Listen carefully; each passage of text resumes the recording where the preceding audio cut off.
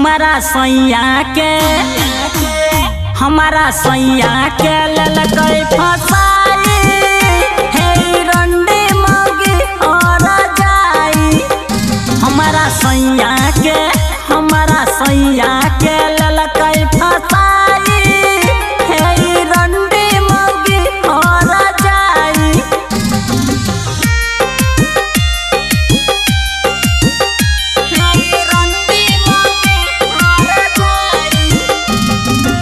Music by Sonu Kushwaha.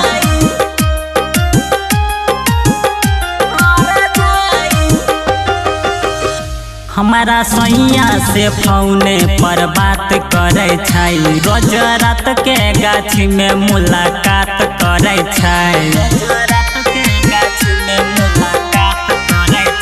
हमारा सैया से फोने पर बात करे छै, रोज रात के गाछी में मुलाकात करे छै। कोनो जरी यो देलकै पियाई हे रंडी मौगी और जाई। हमारा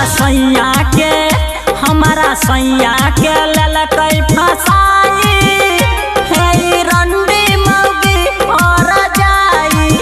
Presented by Albina Recording Studio, Simrao।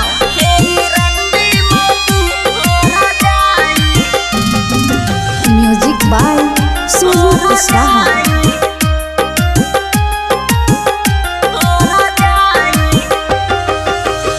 Writer Jay Dilip Pankaj देख लेलकै, जैसन खेला मौगी के वैसन फल पैलकै।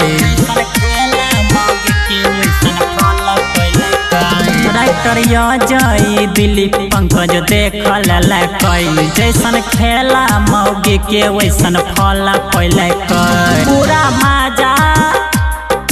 माजा यो देलकै लुटाई हे रंडी मौगी और जाई।